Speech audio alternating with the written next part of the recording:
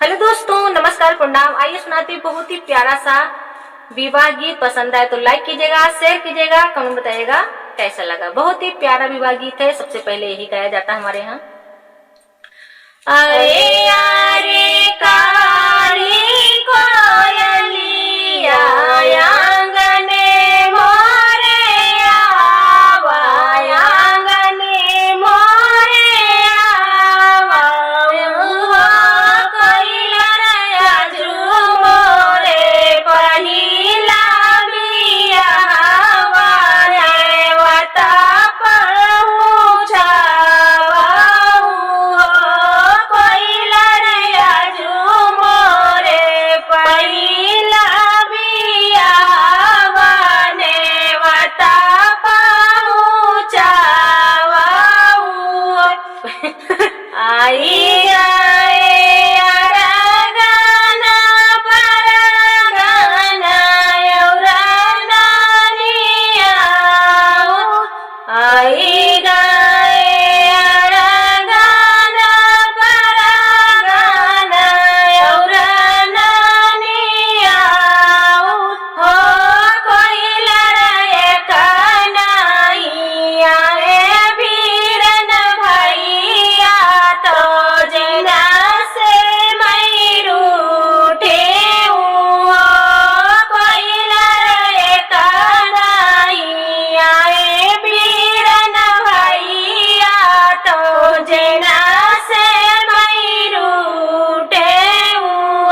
सासू तो भेटैया अपन पुतवा, ननद अपन बिराना।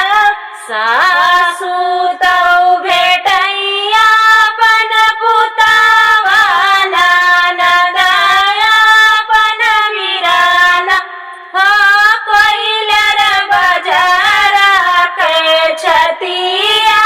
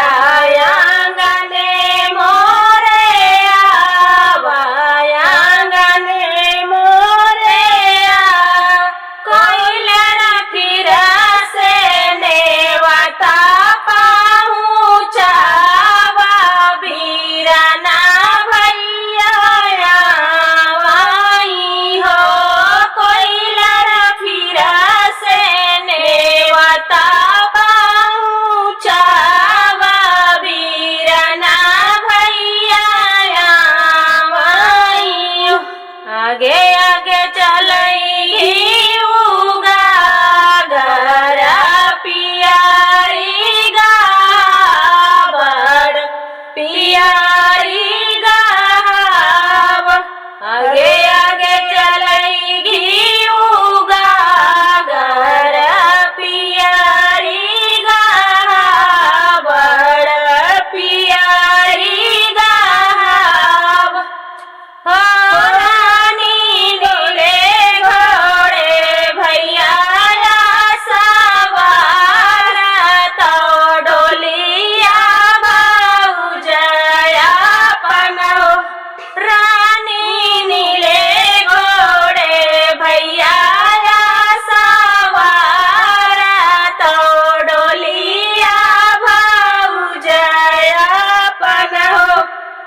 कहावा उतारी घिउ गागर पियरी गाबर पियरी गावा कहावा उतारी घिउ गागर पियरी गाबर पियरी गावा सासू कहावा बैठाई बीरन भैया तो कहावा भाऊजया अपन हो सासू कहावा बैठाई बीरन भैया तो कहावा भाऊजया अपन हो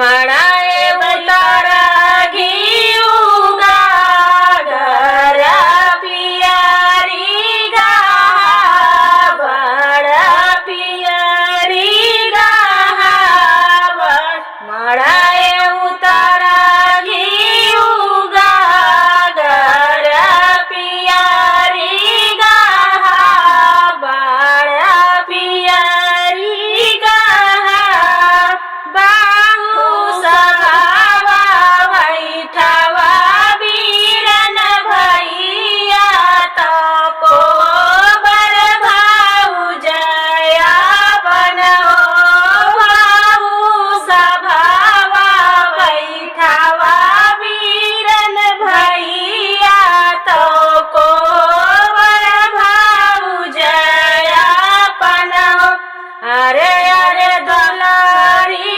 बाहिनिया तू सजीनी जानू की भैया गरीबाया भैया गरीबाया अरे अरे दुलारी बाहिनिया तू